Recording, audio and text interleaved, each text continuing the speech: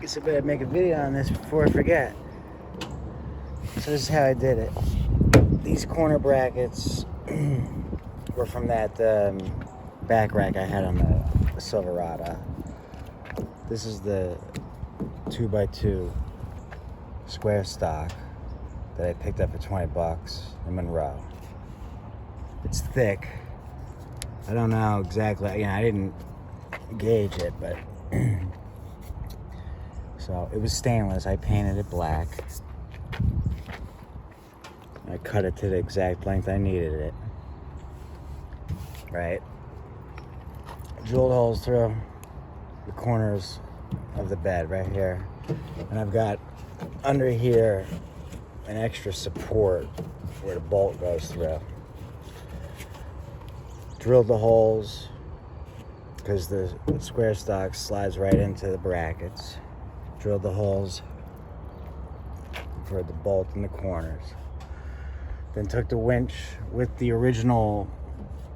I think one of them it came with this first one, and then I might have added this one with something.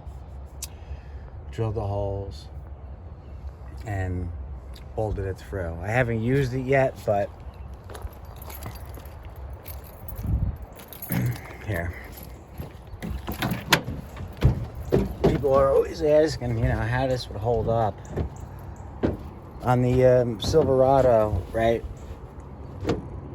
That truck was made specifically to have that back rack with these brackets. But still, this isn't going to flex. And because it's reinforced on both corners, and what this winch is rated at, 2,500, I forget. There's no way that this is going to compromise at all. I haven't used it yet, but it's not like it's gonna pull the bed in or anything, because it's not like it's just going from one spot. It's got it from both corners.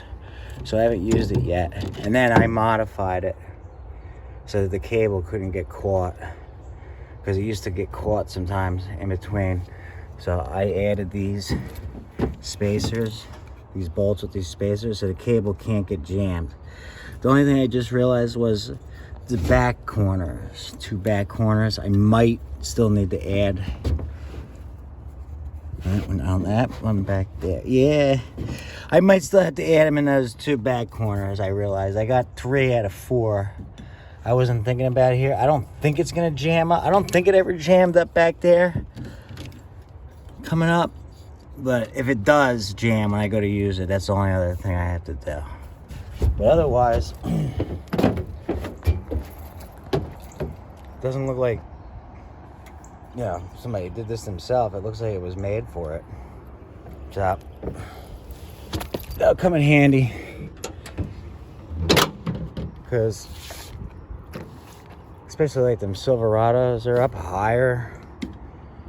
And then I do still have the longer ramps that were arched for those. But, you're trying to push this stuff up and it's not running, or it's got flats. That's hard. When I first did it like 10 years ago, I remember one of the first ones I grabbed that had flats. It was a nightmare trying to push it up. I got it up, but why work harder when you can work smarter? So that's the winch setup on this truck. This truck's better. It's got the full-size box. It's lower. Okay. And so, you can throw stuff in easy from the sides. It's not too hard to get in here. With the ramps by themselves, on a flat surface, it still is too much of an incline where like the deck gets caught, usually right about here coming down. And then so if the winch is going, you just lift up on the back end and then it'll go.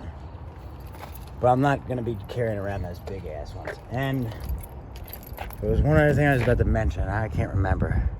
One other important thing. Hang on, let me think about that. I got it.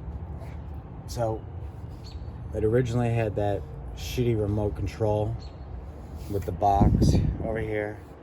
Those things on these fail frequently. Sometimes they don't even work from the start, right? So I just apply power with the jump pack. It's all good. And that's it. That's it. That's how it's done.